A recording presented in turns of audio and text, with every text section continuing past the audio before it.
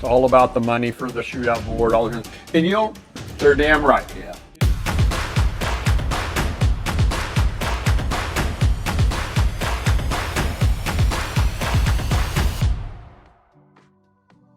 The president of the board of the greatest event at the Lake of the Ozarks. You already know this because I say it all the time. The shootout. Mark Maasen, thanks for having me out to your amazing property here. Thank you. So we are, well, let's where are we? Where are we on the lake today? We are the 14-mile marker of the Big Niagara. You hear that? Where the cool kids are. Where the cool kids are. Where the quiet kids are. The quiet kids are, yeah. That's right. Shh, don't tell everybody, right? Shh, no, we don't need everybody to know. That's right. We are down here, so just a hop, skip, and a jump to Hahatonka. Yep, a little over a mile. Yeah, and so this is where I have always been on the lake.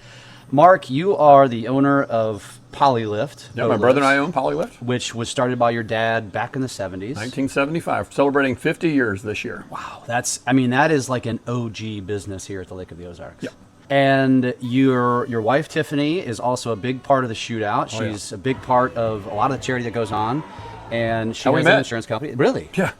Tell me that story. Yeah, well, we met at a shootout I was vice president at the time, and she was the head of the Make-A-Wish committee and doing other things, the Wishing on a Ride committee, yeah. Mm-hmm. Some other events as well. She worked on the auction. She worked on several different things. Street Party was her big baby when it started. Mm-hmm. And she'd been recently divorced. I was going through a divorce. Mine got finished. And after everything was all said and done, I said, hey, you want to go to a Mizzou football game? She said, sure, I'm in. And the rest is history. Wow. That's cool. So the shootout has even deeper meaning for you guys than just the charity and the races. Oh, that's pretty cool. I didn't know that. Yeah. That's awesome. And you'd mentioned, and I'm going to do something with Tiffany as well, but you had mentioned, and I saw this in another interview, that she was one of the ones who was asked to start the street party, which many would argue and say it's the best part of the week-long event. Absolutely. Scrolling through Facebook, watching the different trolls, watching everything that's going on in that the other day, and someone brought up coming down for the shootout. What's the best thing? What is the must see? And they said, where do I need to go park or see the races or like stuff? And they said, races are the small part of it. You need to be at the street party. The street party is where it's at, and everybody's there. You're elbow to elbow, lots of excitement, lots of things going on. Yeah. It is the must see thing at the Lake of the Ozarks. Yeah, I would agree. So you've heard this multiple times now. So if it's not on your list, make it. Put it there. Yeah, I agree.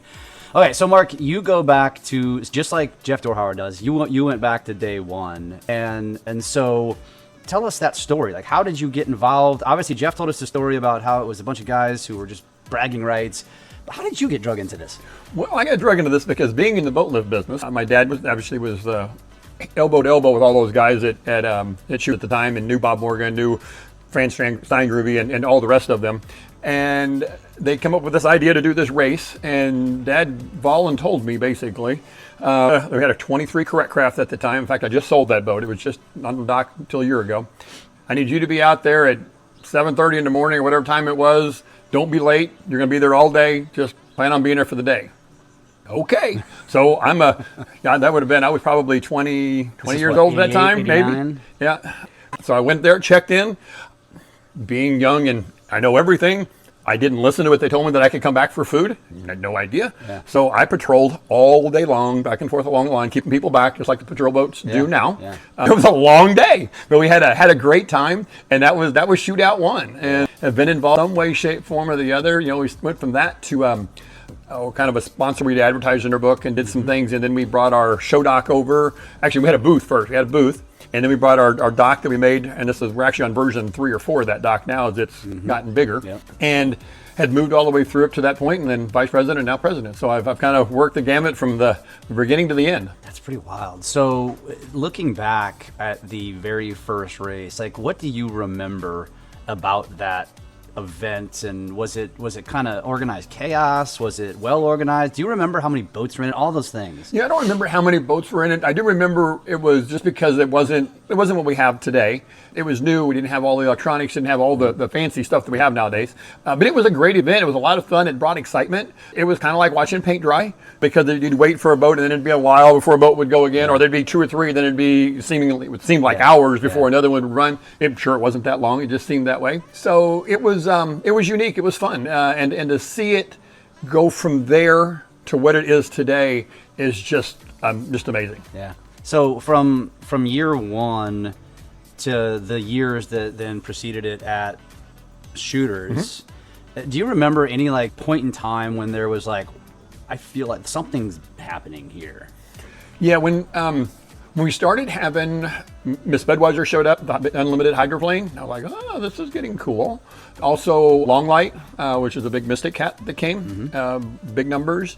And then when you started seeing Dave Scott and Bud Select show up, and the turbines and different little things with that, and the Bud Light boat, and that's when it was like, hey, this is about to be big. We're this getting is cool. noticed. Yeah. So, and those boats or teams, how does that even? I mean, were they racing in the offshore circuits? Is that what they were doing? Some of them were in the offshore circuit. Yep. And they were they just Lakers? And they said we want to be a part of this. Dave Scott was. I can't remember. It's been a long on the long light portions of stuff. I'm sure Jeff Dorhauer could fill you in on exactly who that was and what that was. I don't remember off the top of my head. But Dave Scott to this day has a lake house here. Really? His crew chief at the time was Myrick Coyle, is now on the board for the shootout. So it's amazing to see where those things have transitioned. Yeah, that's pretty wild. Do you think it has anything to do with the fact that the Bush family has always had a presence here at the lake? I think that's what it started with. I think that was the biggest portion of things when we had Miss Budweiser and that. And Budweiser was always from the long as I can remember back in the early days, it was part of the shootout. It was a sponsorship of some sort that I can always remember seeing the little bow tie Budweiser on everything. That's pretty wild. So going back to the early days, did boats show up to tie up to watch this, or was it pretty much just watching from the shore, from shooters? How did that? It started up as a tie-up event from the get-go. Really? Yes.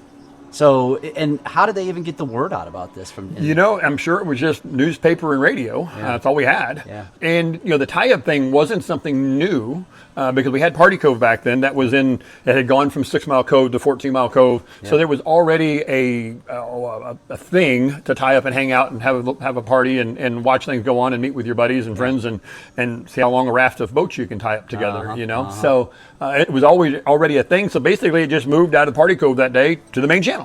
That's wild. That's wild. There were people that on that side would hike in from the old MM road all the way down through the woods and sit on a bluff on the one side. Yeah, I've always wondered that. Like even last year with Lake Race, as I was sitting over there at Shady Gators, thinking to myself, "Gosh, it would be really cool to be on the other side." Yes. I guess you just had to track through the woods. Wow. Okay. So that was a thing. Even what is it? 30 years ago? 30 plus years ago. 30 plus years ago. Wow. It's amazing. Okay, so then we fast forward again, and we know Shooters was going to close, which forced the change.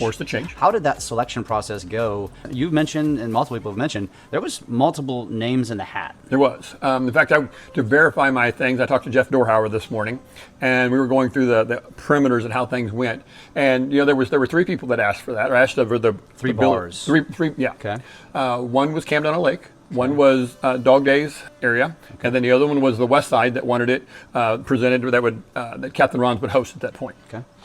The Camden on a Lake with the water, it's so difficult to patrol that water and keep that water constant that they thought the water would be too rough. Okay. The second point, which they really liked the Dog Days location, but the problem there at Dog Days and Topsider being across from it was the water patrol, whatnot, and the powers that be didn't want to run under the bridge.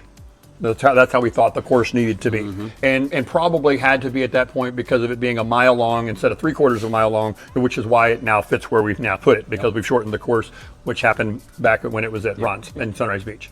Then there was us at our side. Basically, because of the other two's having problem, it made it somewhat simple for us to get the event on the west side. Yeah. And that event has grown. The board that worked on that so valiantly hard. We had lots and lots and lots of hours involved in doing that to get it to where it was prior to moving it. But it has been an amazing event, and the potential and what it can do for our community is just absolutely amazing.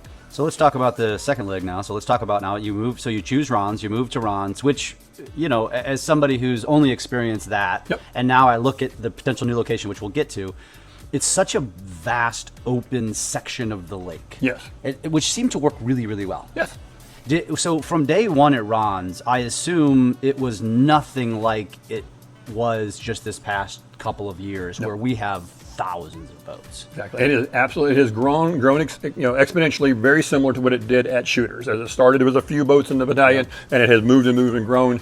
We've moved it from there to the west side, and again, grown and grown. Yep. And we expect the same thing on this side with new, and we'll get into that later, with new safety aspects, new things, a new vision. Yeah, which we've talked about that. And part of the growth to Ron's was having to shut down the main channel. Right. A really big section of the main channel. Yeah, and lots of complaints both directions.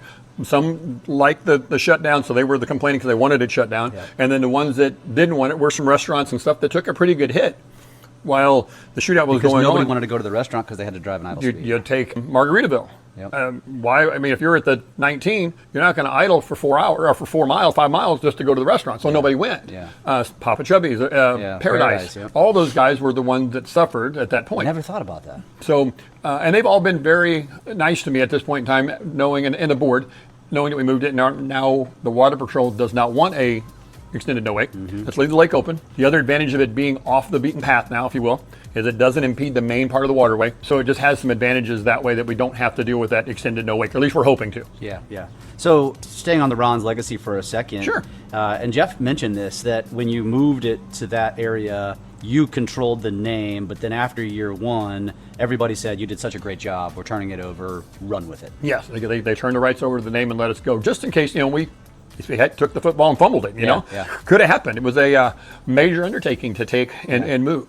The fire departments, Dorhauer, and all the rest of those guys were amazing as far as helping us make the move, make the transition. They were all in. Anything we needed, any advice they had, hey, what do we do with this? Hey, we do this. Ah, perfect, that makes sense. Hadn't thought of that. Yeah. All of those things he was very good with. Yeah. Very good. They all helped us immensely to make it continue. So now we'll fast forward, and I'll use the word controversial. I don't think Leah likes it when I say that necessarily, but I think depending on where you're at, and I just look at it strictly as from a perspective of a fan. Sure. A guy who's down here on the Big Niangua, somebody who's up on the 45-mile marker, who has made it just their summer to come to the shootout, and when you look at it from that perspective, I'm pissed. Yeah. And now I get it. Somebody on the 2-mile marker is like, I'm never going all the way down there. Now I will go to it. Yep. They're happy. They're happy. So it's very much, it's divided. Very diverse. Right. So, but I don't think that was the reason. That didn't have anything to do with the change. There was a lot of other reasons. Talk about what those reasons are, because you're immersed in this. Yeah, been talked about. Different things have been said. It's all about the money for the shootout board. All kinds, and they're damn right. Yeah. It is all about the money. Yeah. It's all about the money that we raise for charity. It's not the money I put in my pocket, because it costs me money to be there. Our business, my brother and I spend a ton of money for support and to participate and doing the shootout, and we do it because of the love of the shootout and for what the shootout does for this community. Yeah. That's what it's all about. Sure. Been on the west side. We had a business there for 50 years. I didn't want to move it. Yeah. That's not what I wanted to do. However, you have to take your personal hat off. It's not about my personal gain. Yep. It's not about Don's personal gain, who has a business on the west side. It's not about Connie's personal gain, who has a business on the west side, who's also all on the board. It's what's best for the shootout and the charities and for growth long term. The new location doesn't charge us a penny to be there. We're totally free. So it adds monies to the kitty, which then turn around and go to our local charities. Yeah. That's where it's all about. It's all about the local charities and what we can do to help this community. Yeah. Get a mile, 2, 3 miles, 4 miles off this water, things get pretty desolate in a hurry. We're back to being now a seasonal area.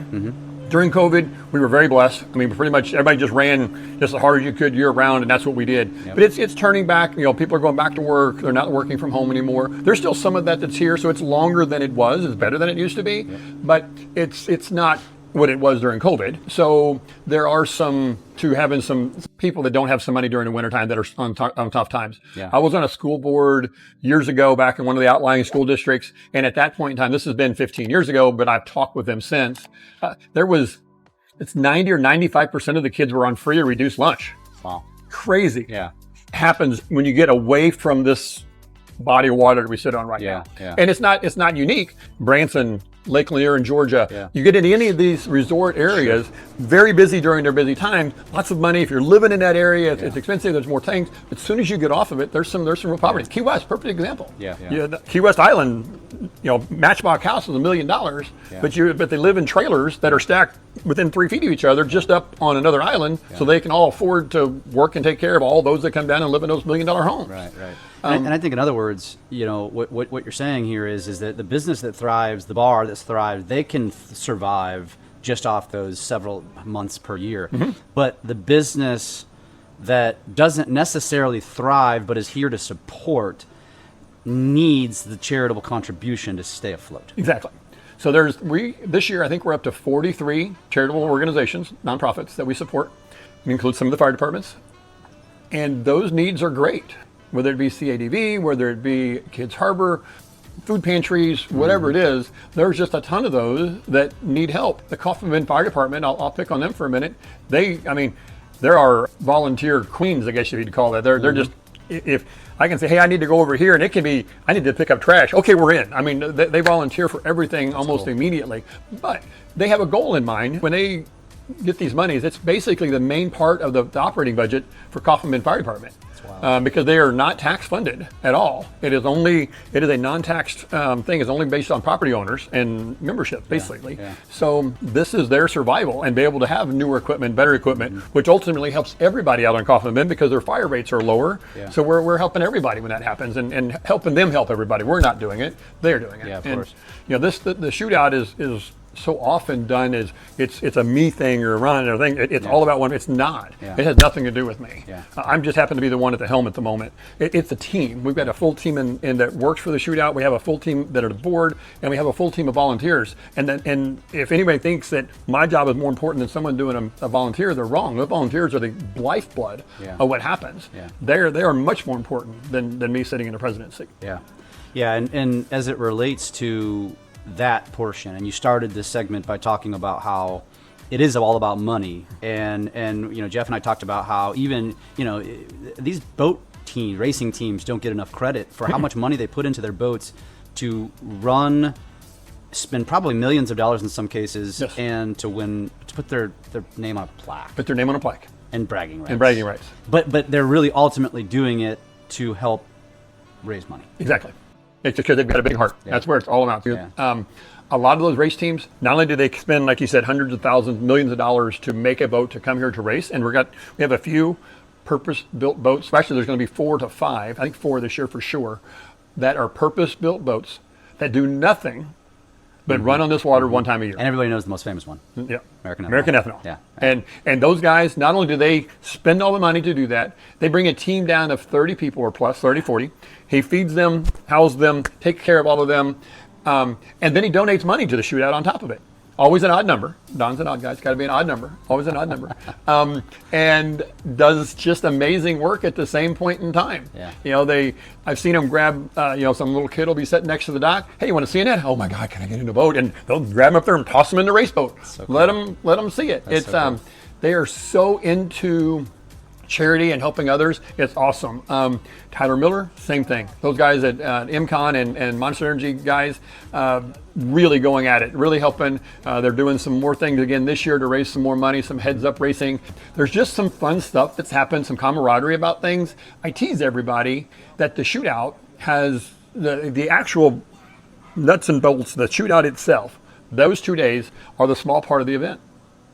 It's everything that leads up to it and around it. And it's really become that It has. in recent years. Now, another part, I want to stay on the charity for a second, because another piece of this that I don't think many people know, and Leah's the one who educated me about this, how as a volunteer, you're volunteering and then you choose, so you basically volunteering, you're getting an hourly wage, but the hourly wage gets allocated to whatever charity of those 40-something that you choose to put Exactly. in, which is cool as hell. So if What a you're not, great idea. you're not part of it. You're not part of a charity. You may not have one. You may not be working at one. May not be on their board. May not help them. But Make-A-Wish or the Kaufman Bend Fire Department, or you may just be a resident in Kaufman Bend and you want to help. Yeah. But hey, I really want to help my fire department. You write down Kaufman Bend as your charity. But maybe you're part of that and you want to help the food pantry someplace. You write down food pantry. And that is where your monies go for. Everything, all your time and effort, that's part of your giving back right here. That's from your time and effort, hard sweat equity, that you're giving back to those charities. That's so cool. That's so cool. And I think if anybody's watching this and didn't realize that, I don't know how much help the shootout needs. Always need.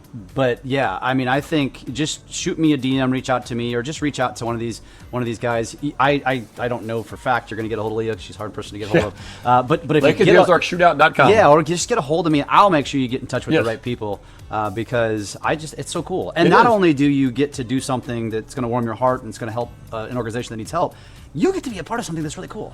Now, we've been told we're the largest non-sanctioned, we already knew that, but probably the largest boating event in the world. That gives me goosebumps every time I hear that. Yeah, and me too. I just love it. And to think to be part of it and watch it go from what it is to what it is now and what it can be is just, like I said, goosebumps all over the place. I love it. It's amazing. The state of Missouri has said we're probably their 5th largest event in the entire state. In the state of Missouri. That means we're talking state fair, we're talking lots of big things that happen in the state of Missouri, and we're their 5th largest event, at least, maybe bigger, because they haven't. The lieutenant governor has been gracious, and he's now a part of this. He's super excited. He's we actually went and met him at his office up there. He's got some shootout memorabilia now in his office. Super excited. I've seen, politicians are politicians. That's what it is. But I've seen some engage and not engage. He is all in. Oh my God, it is so much fun to talk to him. He lights up and he gets excited, and he just he's having a good time. That's cool. And once they actually see this event go off, I think they'll probably raise that 5 to 2 or 3, if I'd have to guess. Because this thing is much more massive than what a person gives it credit for. So now here we are, kind of established all of the charitable side of this and the history of it. And now we're about ready to move into a new location, which, as I mentioned, is partially controversial depending on what angle you're looking at it. Anything is. Change is hard. Change is hard. Nobody likes change. It doesn't matter what it is. But as you mentioned, because of the location, it's creating more opportunities for larger contributions because of the proximity to the things that are going on at the lake. Jeff touched on this, the proximity to the hospitals and the highways. I'd love to know what your take on this is what do you think? You're a West Sider. Yeah. You're the quiet side of the lake. I am. Now we're going into the depth of where all the action is. We're now going to be in the state park. If you look at the location compared to the old location, it appears to be a little bit smaller. Yep, appears. But so tell us why? What's the perspective? The president of the board, why did you stamp this and say yes, let's do it? Let me throw out the money side. We already established that. Exactly. No, there's lots of other positive pluses. As Jeff Dorhauer touched on, we are now 2 to 5 minutes ambulance ride from the shootout to the hospital. Correct. We were 30 minutes before. Yep. Providing no traffic, no problems, no issues. Yep. Okay, we're straight up the parkway now, no traffic. Bam, we're there if there's an issue. In the case of, God forbid, a mass casualty problem, okay, and we have to do mass casualty training. That's all part of what we do. Everybody's on standby. If something were to happen, we now have 4-lane highways to Jeff City, on to Columbia, both ways. So major hospitals in Jeff City and in Columbia. We're 4-lane hospital, 4-lane road, basically, other than some of it, to Lebanon, and then a 4-lane highway interstate to Springfield. So with more major hospitals. So if anything were to happen and there was going to be an issue, if there were ever to be, we have all of that at our facility, where we did not have that before. Yep. Going into the shootout and doing different things, the off-ramp, we have an off-ramp. We have 4-lane roads, 2 lanes either direction, for getting people on and off. We're not on a 2-lane road that you top over a blindside hill and hope nobody gets hurt. Okay? That's all we had back then. It worked. Yeah. But this is just a way to improve it, to make it better. In other words, at Ron's, you really only had one way to access the races, and that was by boat. Now you actually are going to have the opportunity, and as the infrastructure grows around that area, by land. Well, and we could get to Ron's by land. You just had a 2-lane road. Sure. But you couldn't really see the race. You couldn't really see the race, and you really couldn't see the race from dog days either. But we do have some opportunities with the moorings. Pahatisi is really going to be a staging command now, so it's really not going to be public viewing. But there's some condos. And there was some of the same at the other location. So it's going to be similar to those things. However, once the Oasis is complete and that 5-story hotel is done, and we have a viewing area on top, changes the whole parameters of a lot of different things at that point. For people. And let's face it, all those that go to and sit at the shootout and go by land and do stuff, how often do you sit in front or be looking for the race? There's TVs everywhere. You watch it on TV, and that's how you view the race, but you do it from a different perspective because you get to see all the vendor tents. This year you got a pool, 2 of them, or the big pool at Dog Days. You've got an air-conditioned area. We've got lots of different things to still enjoy the shootout, but maybe not have to sit out on that front line in the heat with all the rain. There's a lot of people that do that, and they love it. I get it. I've done it a few times. It's cool. I don't like being tied up that long where I can't move. I like I was ADD before ADD was cool. So I like to move around and keep moving. So I love the carnival atmosphere, if you will, of Shootout Ground Zero. And this year at Dog Days, I think it's going to be amazing. There's lots of viewpoints. They're going to have multiple, not only do they own multiple restaurants, we're going to have multiple kitchens, plus they've got 2 kitchens on site, plus they got a food truck. Food should be abundant. Should not be any issue with people getting food. I think it's just going to be an amazing event. And then when we get to add the Oasis property to it, then it grows again. And everybody's, oh, you're going to dump dog days. No, we're not. We're going to keep dog days. It's going to be a block party. Because as it grows, that gives us room to grow there as well. Yeah. We'll have a parking garage to put everybody in. This year, logistically for cars, it's going to be a little downside. Okay, we're going to park at the factory outlet mall. Yep. We got buses. We hired 4 really nice buses that are going to run people back and forth, and to keep them in and out to make that happen, make it as easy as we can. The other advantage that does, we've had numerous people that have called and said, I would never go over there because I couldn't get Ubers and Lyft and taxis. They don't want to go to that side because the dead head back to get over to where they want to be busy. They don't make any money during that drive. Well, now we're in the middle of it. They say, I can Uber, I can Lyft there. So we're actually going to make it to where you can drive in. The Uber Lyft people will be able to drive in, kind of like an airport, circle around, grab your people, and head back out. Taxis, that kind of stuff. So shuttle buses. So people will be able to get in and out easily, make it nice and clean, and at the same point in time, also contribute to maybe not having as much drinking and driving going on. Yeah. It should be an overall safety of that part of it as well. Yeah. This also gives us a chance, as Shootout as a whole, to step back and reset. Okay, reset safety, reset all kinds of different stuff. We've added another, I think it's 200 feet to the safety line as far as we're going to be back. So now we're back that much farther from the track because that area is so wide there, where we couldn't do that before because we started cutting the whole channel off. Yep. So this way we can widen that out. That's much more safety. All the buoys now are all going to be numbered. So if you're on that tie-up line, and you're next to buoy 45, and a person next to you is having a heart attack or having a problem or choking on a straw or whatever it may be, you can call or yell at your patrol boat that's running in front of you and say, hey, over here. And he can say, oh, medical emergency, buoy 45. Yeah. They know exactly where to go now. Interesting. Where we haven't had that in the past. Yeah. We haven't taken a good look at safety over the years either. None that has changed. This year it does. If you're a racer, you have to have get on the website and get on for this exact rules now as far as the life jacket is concerned. But you have to have, if your Lifeline life jacket, my brother and I have 4 of them. I didn't realize I had to have them recertified. If they're older than 4 or 5 years old, they have to be recertified in order to be legitimate 100-mile-an-hour life jackets. Yeah. We sent all of ours in. So they'd be recertified because otherwise you're not legal to run in the shootout anymore. Yeah. Open face helmets. You're not going to be allowed a closed face helmet and an open cockpit boat. And the main reason for that, if you crash, you have an issue or something happens, you fall in the lake, whatever, they can't get to you. Yeah. You've got a bar across your face or you got a shield on. They can't get to you to do CPR or mouth, whatever it may be. They can't get there without pulling that helmet off, which is if you were worried about a neck injury, now you're do I hurt his neck or do I let him die? What do we do? So, and that's the emergency personnel's things that they do very good with. But this will help alleviate some of those questions and those hangs. Just a lot of different stuff. And Myrick and Diana Dorhauer are big in that part, along with Brad Harrington. They're going to be going through that safety thing, and we've got a bunch of new stuff already out. Check the website; it's on it. Or go to the LOZ app. LOZ app has all that as well. Yep. And get those things done. You can see it firsthand, see what's going on, what's happening. Check the new rules. Be sure you've got everything there. We don't want to turn anybody away. We want to make it happen. Yeah. This is a grassroots thing, but the grassroots portions of racing has grown, and we still want to be safe. Yeah. And just some things we hadn't looked at prior. Yeah. So from a fan's perspective, do you feel like there's going to be less tie-up opportunity, equal? How is that going to work? Should be basically equal. Okay. We've looked at it on, it looks different because you don't have the vast amount of water going either direction. Mm-hmm. But if you look at the old tie-ups and how things were, you didn't really have that anyway. They're all pretty much piled in, and that start to finish. Yeah. And then they were a couple layers deep. A couple layers deep. And those guys are the party cove guys. They're not watching it anyway. You can't see over that boat in front of you. They're there hanging out, having fun, enjoying the lake. And you think that will continue at this No reason not to. Yeah. And the tie-up will only be on one side. Only on one side. So we don't have have side basically will be open, untouched. Untouched. Yeah. No boating. No boaters allowed over there at all, other than emergency personnel. And the racing will go into.